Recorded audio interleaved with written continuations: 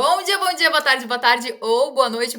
Começando aí, gente, mais um Talkenização pra vocês. Assunto super legal. Talvez vocês nem conheçam aí o que eu vou falar, mas hoje a gente vai falar de um assunto muito interessante. Tema do nosso podcast de hoje é Hyperledger, Bezu, enfim, sei lá, cada um fala de uma forma. Eu tava antes do podcast aqui tentando tirar dúvida de como que eles falam. Eu falo Bezu e vamos que vamos, gente. Bom, esse é o tema do nosso podcast. Você vai entender como funciona a tecnologia, relação com o Drex, nosso real digital, de que forma pode ser utilizado. Para isso, trouxe duas pessoas aí sensacionais que podem falar muito bem desse assunto: Gustavo Sanches e Samuel Venzi da GoLedger. Gente, muito obrigada por aceitar o convite. Obrigado você, Flávio. É uma honra estar aqui, é muito bacana estar acompanhando o podcast de vocês e a oportunidade de participar de um, né? Obrigado também, Flávia. Obrigada, gente. Eu que agradeço, trazer aí muita informação. Sei que vocês entendem muito do assunto. Para mim, ainda, eu fui falar que era tipo um trava-línguas falando.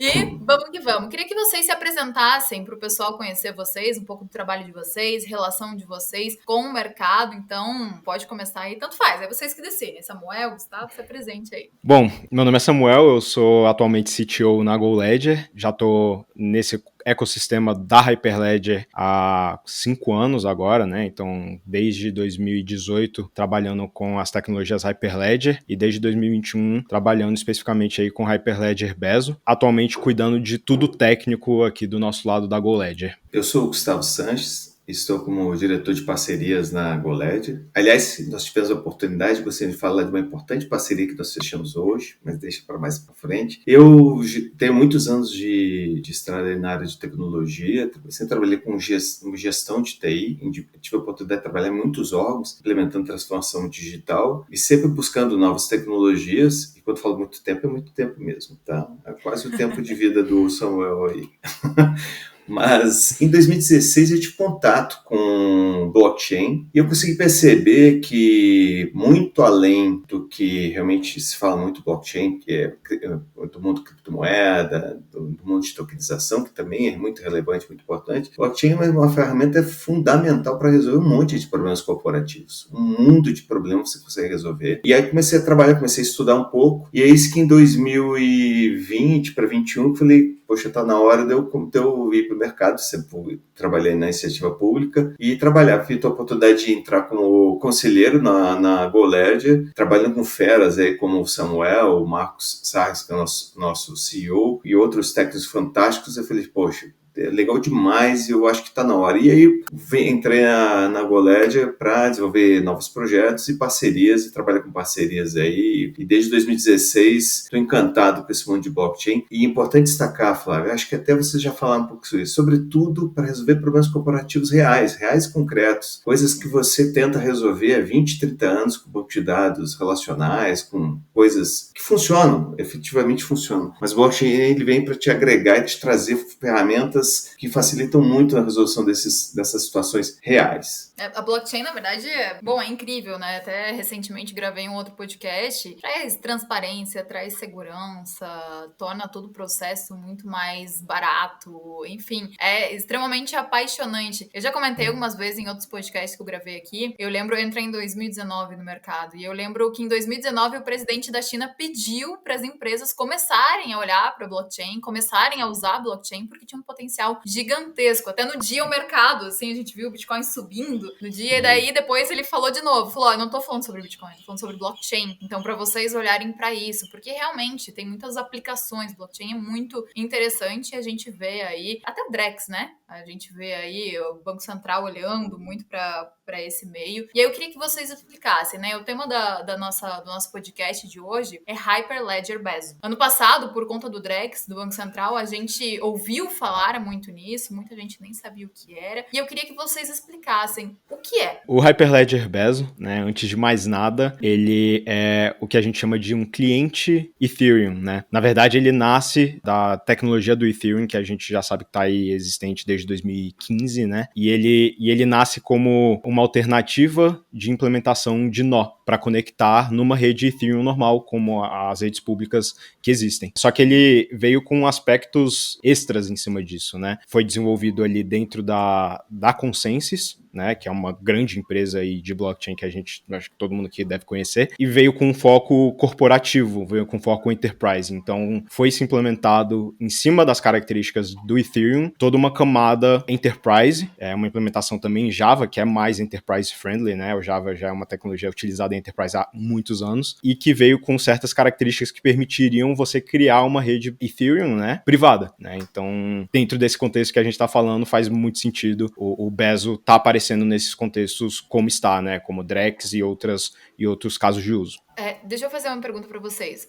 Hyperledger é uma DLT? Qual que é a diferença entre DLT e blockchain? Como que fica tudo isso para deixar claro na cabeça das pessoas? Hyperledger, o nome Hyperledger, antes de tudo, na verdade, ele vem de uma fundação, né? A Fundação Hyperledger, que é uma fundação que fomenta projetos em blockchain. O Hyperledger Bezo, especificamente, é a implementação de um nó que conecta em redes de Ethereum. E aí, o Hyperledger Bezo, quando você conecta vários desses nós juntos, eles sobem uma rede que compartilha uma blockchain entre si. E aí, blockchain e DLT são às vezes utilizados intercambiavelmente, né? Porque DLT é a tecnologia de ledger distribuído. E a blockchain é exatamente isso, é uma tecnologia de ledger distribuído. Então, acaba que é meio intercambiável. Existem alguns detalhes de nomenclatura, né? Que são utilizados aí, mas aí são coisas realmente que acabam sendo mais detalhes técnicos para dar esses nomes. Mas eu diria ali que o Hyperledger Bezo vai implementar para a gente uma blockchain privada, essencialmente isso. Esse é um debate, Flávio, bem interessante e bem acalorado quando você pega os grupos técnicos, né, entre o que é blockchain, o que é DLT, mas eu sou muito na linha do Samuel, de que o Hyperledger Bezo pode sim ser não só um DLT, ou implementar uma blockchain mesmo. Mas é um debate acalorado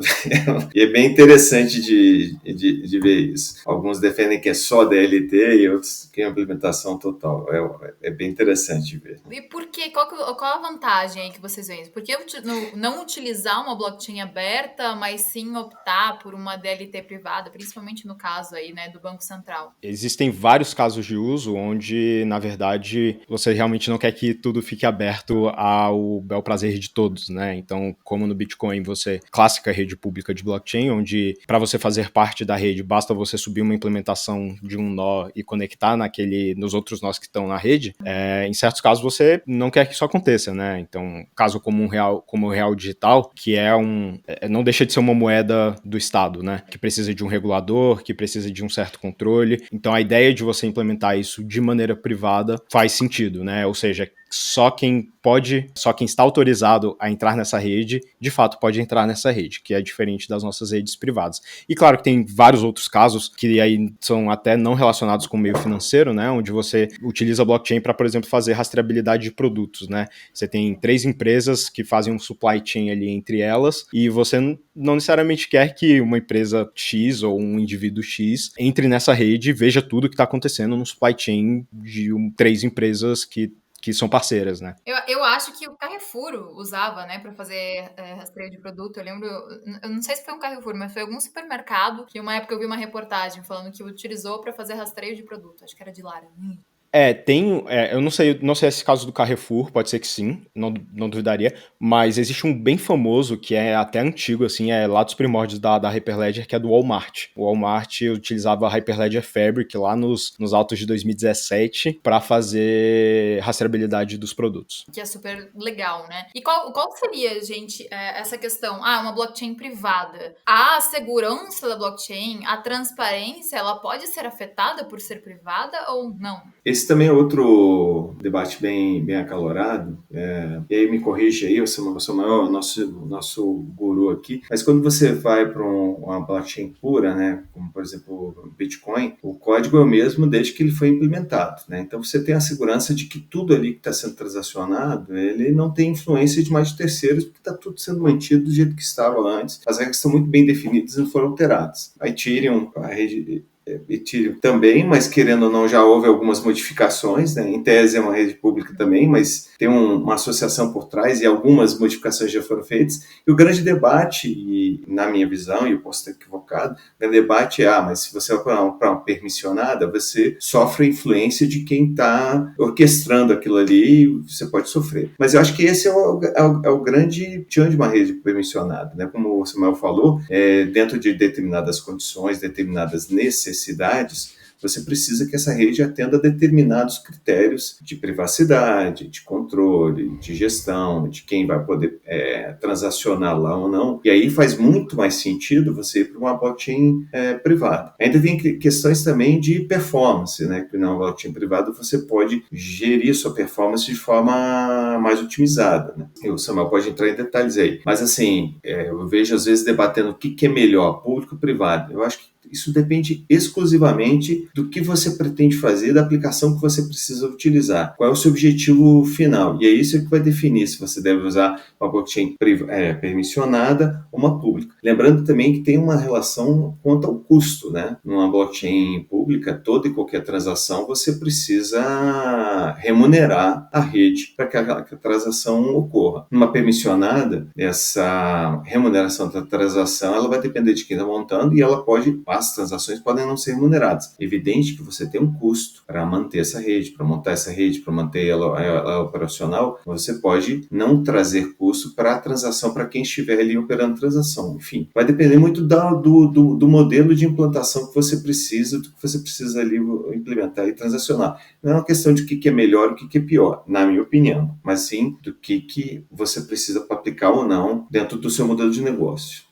E em relação aí à questão de transparência, enfim, para uma rede privada, você estar numa rede privada, a depender das regras que você coloca para essa rede, não necessariamente é uma limitação para a transparência dessa rede, né? Existem exemplos de redes, na verdade existe até toda uma classificação em cima de rede privada, pública, permissionada e não permissionada, que você consegue até montar os quadrantes, né? Você coloca lá uma que é pública não permissionada, pública permissionada, privada não permissionada e privada permissionada. E tem toda uma série de características para essa aí, quem tiver interesse pode pesquisar. E a não permissionada? Porque assim, vocês que entendem aí, eu entendo assim, o que é blockchain, ponto. A permissionada vem de permissão, né? Você ter permissão para estar na rede ou para transacionar nessa rede. E o público não necessariamente é sobre a permissão que você tem para transacionar na rede, mas a permissão que você tem para ler, né? Então você pode ter uma rede público permissionada. Existe um exemplo bem tradicional aí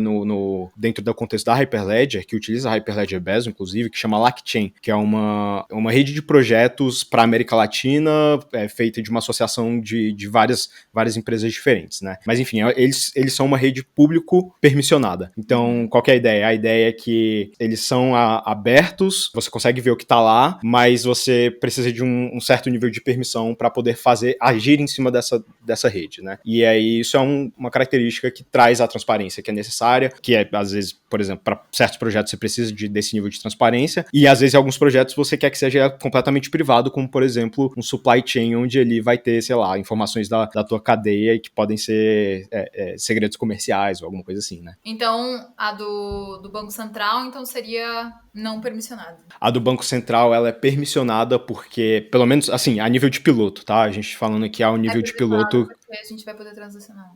A nível de piloto do Drex, né? O que a gente sabe aí é que quem faz parte são os bancos que estão autorizados a fazer parte, né? Então ela seria uma permissionada, porque os bancos precisam de permissão ali do Banco Central para poder se juntar a essa rede. A nível de piloto, a gente não sabe como é que vai ser esse projeto em produção, se ele vai seguir as mesmas características ou se ele vai mudar, né? E qual seria a vantagem, assim, para o Banco Central em utilizar realmente a Hyperledger Bezo? Bom, assim, eu não acho que a gente pode responder 100%, né, como Banco Central, mas o que a gente imagina pelas conversas que a gente tem visto aí desde o ano passado, primeiro fator ali é o fato do Bezo ser um cliente para redes Ethereum, né? Então você consegue, com uma implementação privada, você consegue pegar uma série de artefatos que já existem em rede pública e transpor elas para uma rede privada sem problema de compatibilidade, sem problema, enfim, já tem aplicação pronta para a rede pública que você pode jogar para a rede privada ali sem nenhum problema. Legal. Segundo ponto é que o Bezo ele é um cliente open source, né?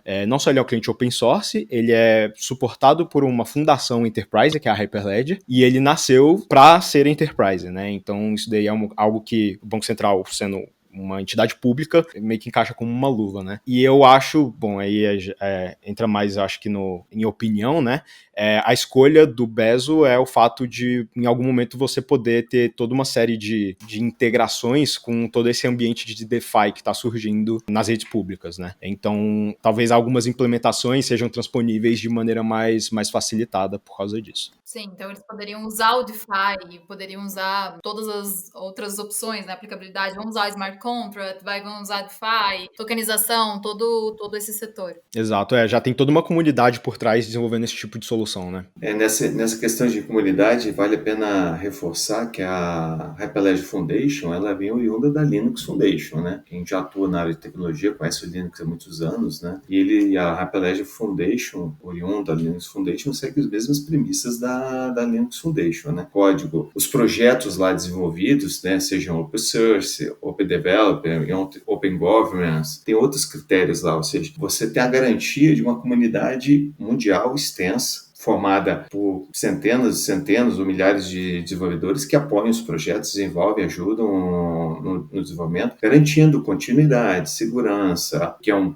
código aberto, que você pode auditar, você pode verificar. Por exemplo, dentro da Hyperledger Foundation, só para você ter uma ideia, são mais de 80 empresas hoje que fomentam, além dos desenvolvedores autônomos, né, que fazem parte dos projetos, tem 80 empresas que fomentam, que trabalham, que auxiliam ali na fundação. A GoLedger é uma delas que faz parte lá da fundação. E quando você vê que essa estrutura vem da Linux Foundation, que aí tem dezenas de anos aí e centenas de empresas apoiando, você vê que é um ecossistema, Flávio, extremamente robusto. Então a escolha, como bem colocou o Samuel, não dá para a gente afirmar, né? Na nossa opinião, acaba sendo uma escolha muito bem acertada. A Hyperledger, ela dá um respaldo muito forte às plataformas que ela desenvolve, aos projetos que ela desenvolve, né? E aí eu não vou saber te garantir um número exato, mas dessas redes, desses projetos permissionados, acho que a Hyperledger deve ocupar aí mais a metade dos projetos mundiais. É utilizado a Hyperledger Fabric, que é um dos projetos da Hyperledger Foundation, né? E a Hyperledger, ela pode ser usada, né?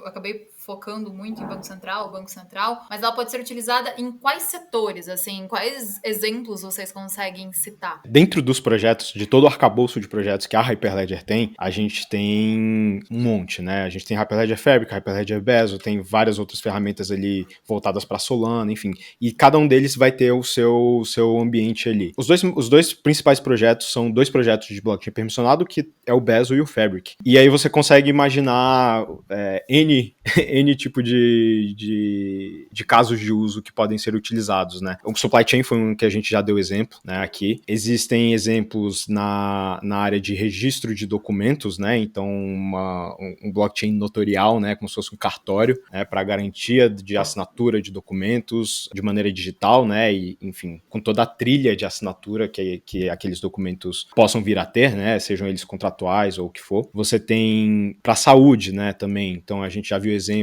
de prontuários médicos eletrônicos. Imagina um SUS onde os hospitais públicos são integrados a redes blockchain juntos ao Ministério da Saúde, que a informação do paciente está sincronizada e garantida ali por blockchain entre todos os atores dessa rede, né? Então, é um outro exemplo aí também. Eu acho que é uma tendência, né, isso acontecer, através de todos os setores. Esse exemplo aí da saúde eu acho incrível, porque é necessário, traz transparência, facilidade, segurança. Por exemplo, tokenização de direitos autorais de música, né? O Magaldi esteve aí com você recentemente.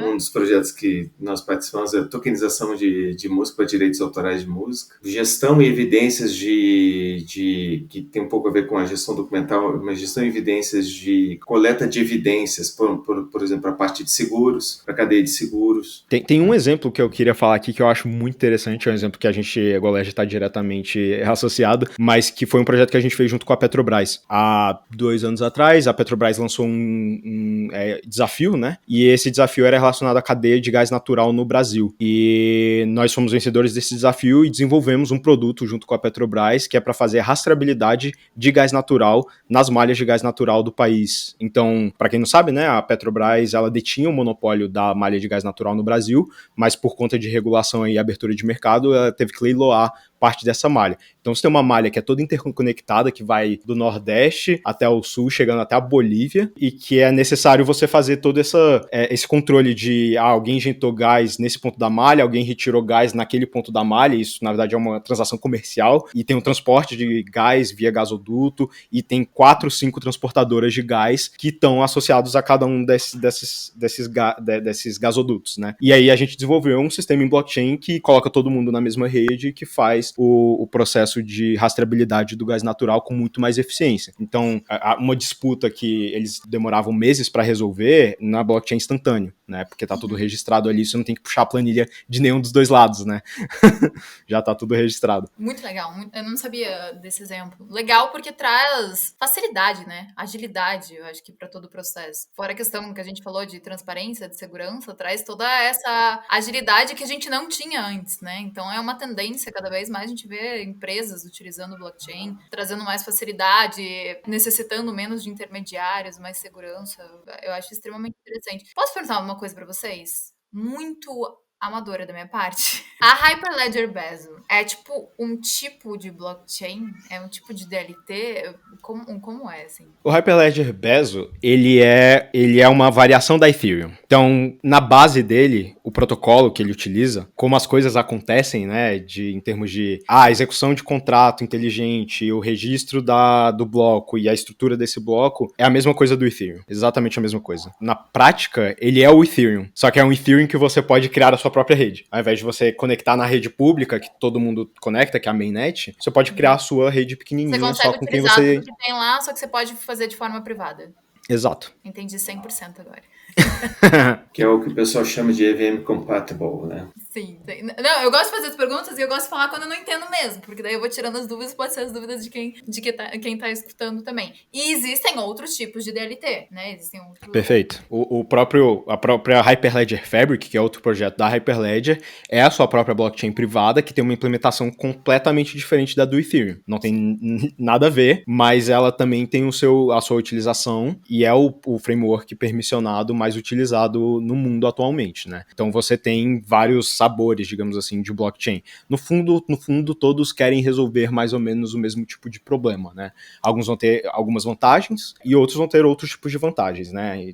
Até em termos técnicos, né? Um é mais fácil de usar, outro é mais difícil. Um tem mais rigidez, outro é mais flexível. Então, a escolha deles vai variar nesse sentido, né? Mas, no fundo, o blockchain está tentando resolver o problema de eu quero que minha informação esteja registrada e eu quero que ela não mude por nada. E é isso que o blockchain quer resolver. Sim, questão de segurança, de transparência. Exato. Já tem bancos utilizando Hyperledger Bezo ou, enfim, outras? Agora com Drex, né, os bancos aí, os bancos que estão no piloto, né, estão utilizando o Bezo, tem a sua estrutura de Bezo conectado à rede do piloto e tem equipes, né, dos bancos que mexem com essas tecnologias. Com certeza aí desde o ano passado eu tenho certeza que a maior parte dos bancos que estão aí no piloto aumentaram bastante a sua equipe de desenvolvedores blockchain. E eu tenho certeza que outros bancos que não estão no piloto estão se preparando para isso, né? Então já estão buscando a tecnologia internamente, buscando entender o que o Banco Central vai colocar na mesa em produção quando o tempo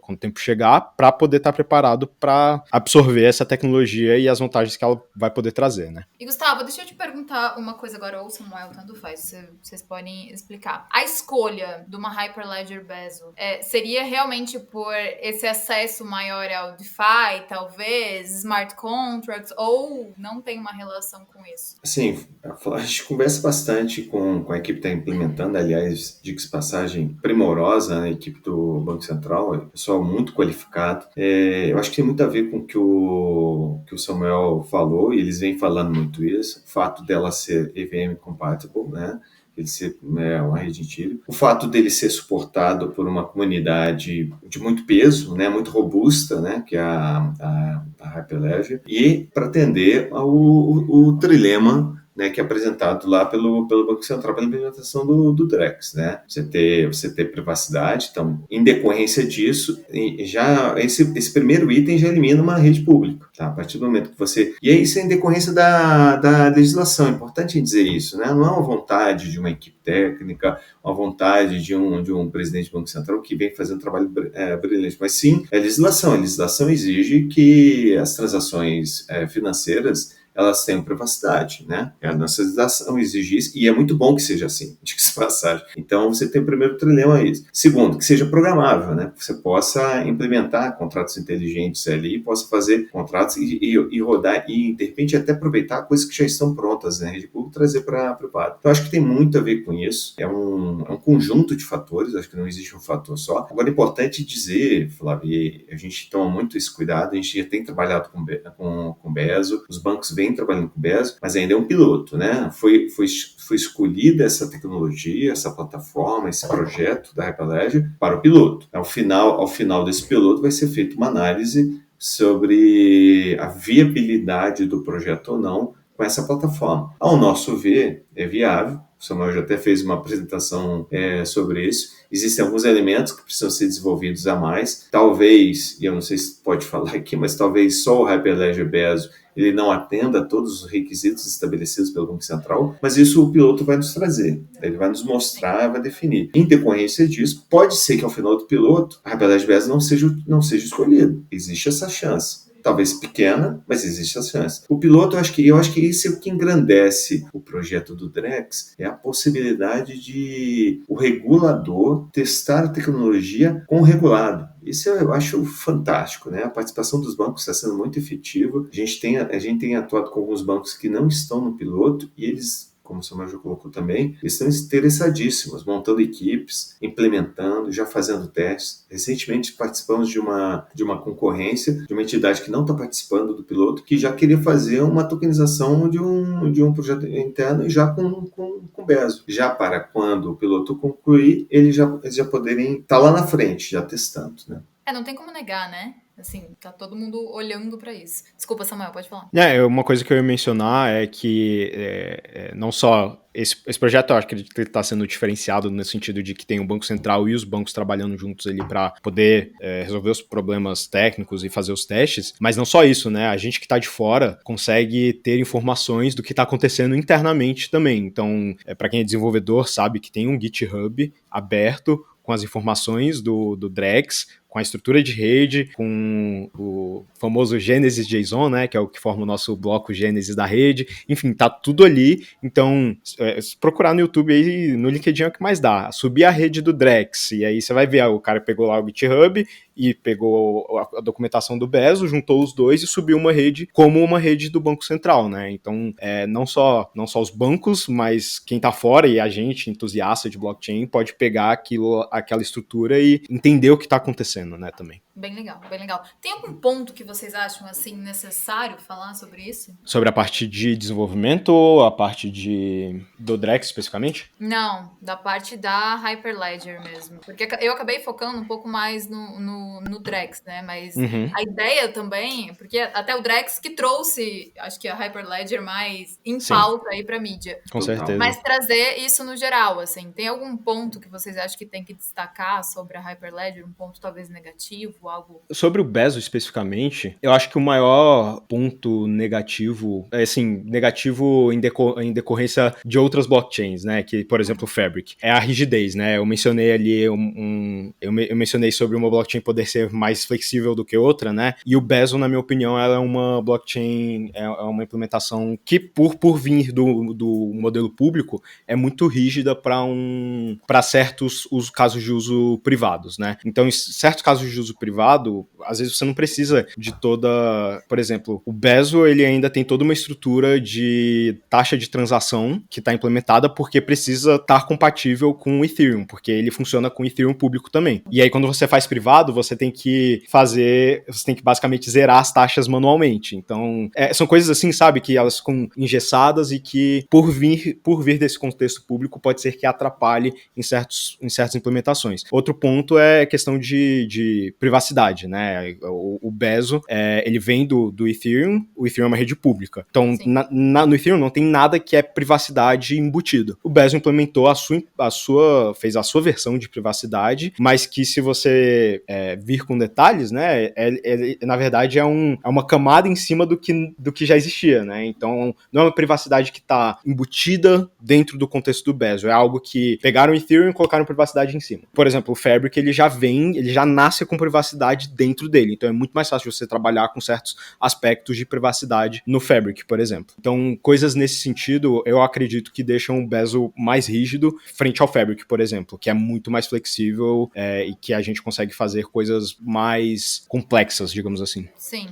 Legal. São detalhes que a gente não saberia desse lado. Né? Nesse sentido, Flávio, a nossa leitura, e a leitura da equipe, é que talvez não exista uma solução plena para o Direct só com o Bezo. Necessariamente você terá que fazer uma composição, uma integração ou com o Hyperledger Fabric ou com outros componentes que a gente já vem discutindo, sobretudo nessa parte de privacidade. Acho que talvez esse eu acho que é o maior desafio ser enfrentado durante o piloto. Parece que alguns players já acharam caminhos aí, e isso deverão ser apresentados ao final do piloto, mas nos parece que o caminho mais viável será a implementação do Bezo com algum componente a mais, alguma integração com outras plataformas, para dar essa garantia de privacidade. E agora uma outra pergunta, como que a GoLedger, assim, tá trabalhando, tá vendo o mercado de blockchain? O que vocês esperam do futuro deste mercado? Também para vocês falarem um pouquinho da GoLedger, né? Porque a gente não falou da GoLedger.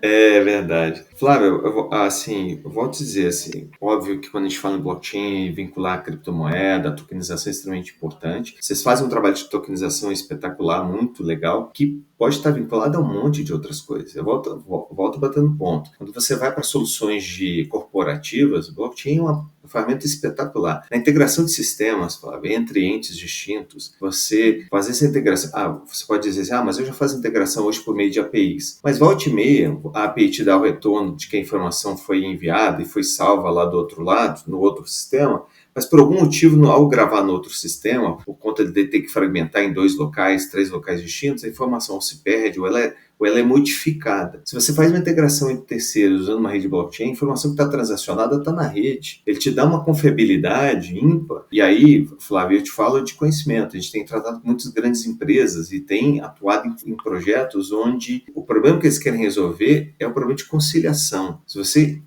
E a gente tem histórias com bancos aqui, alguns bancos que a gente está conversando, que eles têm equipes trabalhando de madrugada para fazer conciliação, porque em algum momento a API falhou, a constraint falhou, a procedure falhou. Então, na integração entre sistemas distintos. Então, o blockchain é uma ferramenta fantástica para você, por exemplo, fazer integração entre terceiros e até mesmo entre sistemas legados, sistemas novos. Por exemplo, nós não citamos um exemplo que é muito utilizado de um cliente nosso, que o comprador estrangeiro só aceitava a rastreabilidade do gado se tivesse blockchain, porque aí ele não ia precisar mandar ninguém aqui para auditar o sistema. Ele saberia que aquela informação gravada na rastreabilidade, ela estava imutável. Olha que interessante. Rastreabilidade de gado. Isso serve para rastreabilidade, por exemplo, para você garantir procedência de origem, né? Aquele carimbo para dizer que você tem garantia de uma determinada região, que aquele produto ele veio e foi processado dentro de uma região. Você garantir cada uma dessas etapas do lote em blockchain, você elimina um monte de problemas de auditoria de sistemas, de certificação de sistemas. Eu já trabalhei num local onde exigia certificação. As empresas gastavam muito dinheiro certificando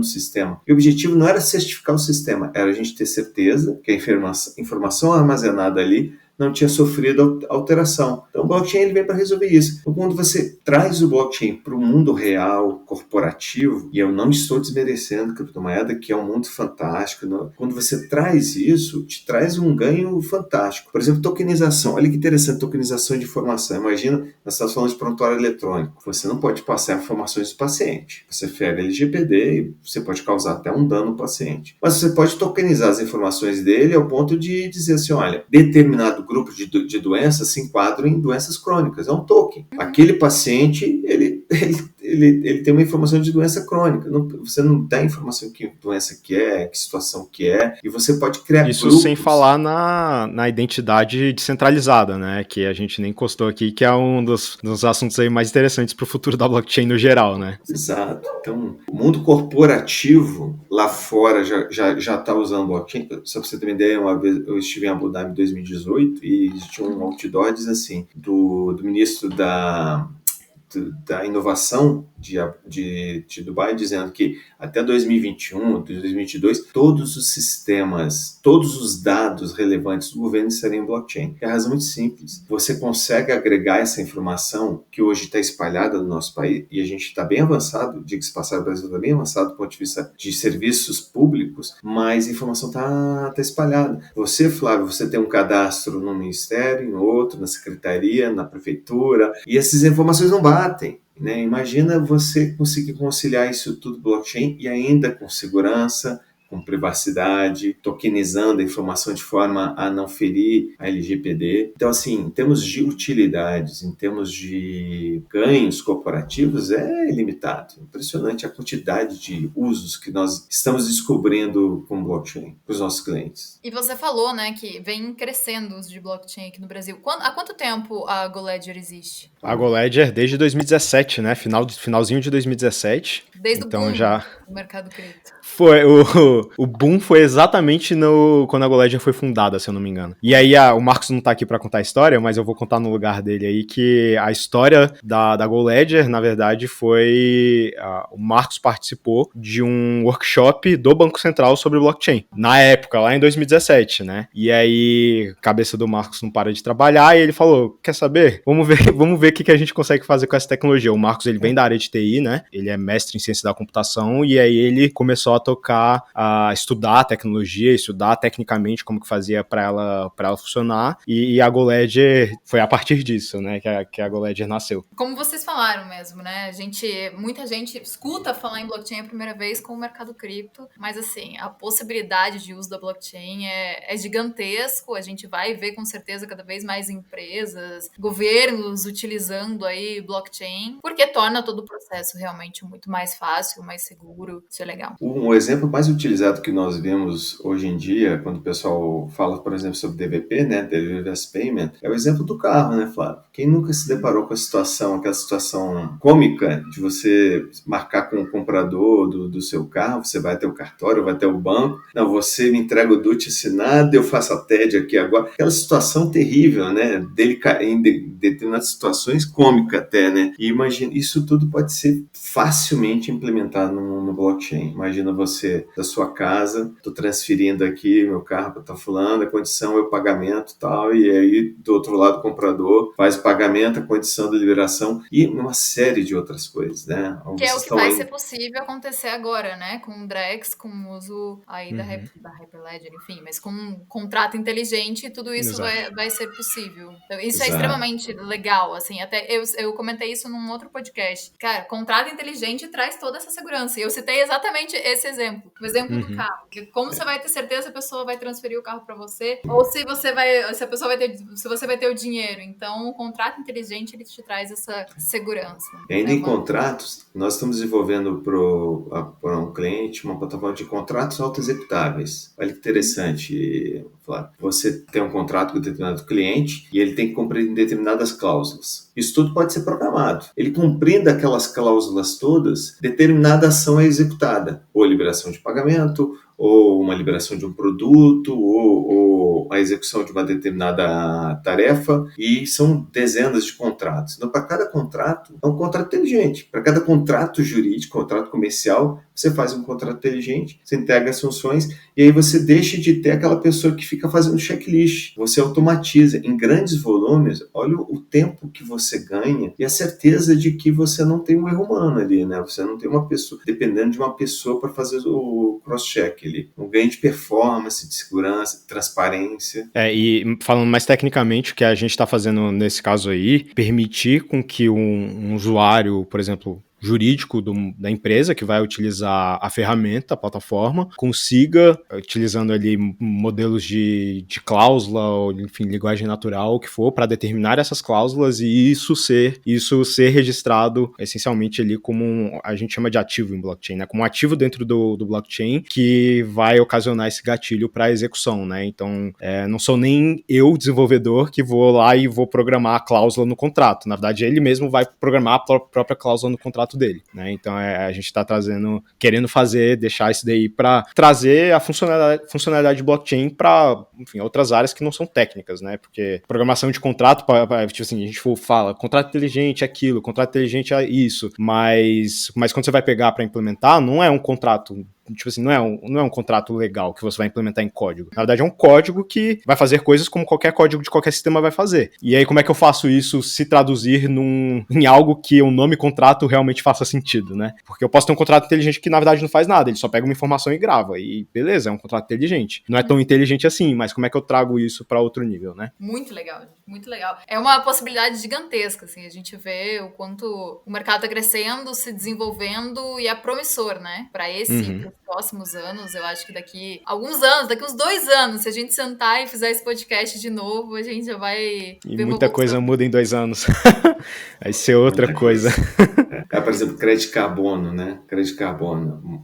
Boa parte dos problemas de crédito carbono que nós temos no país é a não aceitação lá fora, por desconfiança do processo, da certificação, desconfiança de como está o processo. Você passa a armazenar, e a gente está desenvolvendo junto à Petrobras também um portal de crédito carbono, de negociação de crédito carbono, de forma a dar transparência e não repúdio daquela informação, de forma que esse crédito possa ser negociado, inclusive, lá fora. Assim, é uma infinidade, a gente pode passar... A gente pode ficar horas conversando. É tanta possibilidade, e aí assim, a gente vê onde você balança uma árvore, cai 7 casos de uso de empresas que você nunca ouviu falar, que estão tentando usar blockchain, enfim. É tanto caso de uso específico, né, que a gente tem todo um modelo interno aqui da GoLedger para poder explorar esses casos de uso com outros clientes, né, a gente chama de GoLab, é um laboratório, onde a gente essencialmente senta com quem quer usar blockchain, mas não sabe muito bem onde, faz um processo de construção colaborativa ali de um MVP para fazer a avaliação da solução efetivamente, né? Então, enfim, é um jeito aí que a gente encontrou de poder navegar, assim, quais são os casos de uso que realmente valem a pena serem desenvolvidos ou que, enfim, o mercado diz pra gente, né? Eles querem experimentar uma tecnologia, um caso de uso específico, e aí a gente consegue auxiliar dessa maneira, né? Gente, como que as pessoas encontram a GoLedger nas redes sociais? Tem contato com vocês?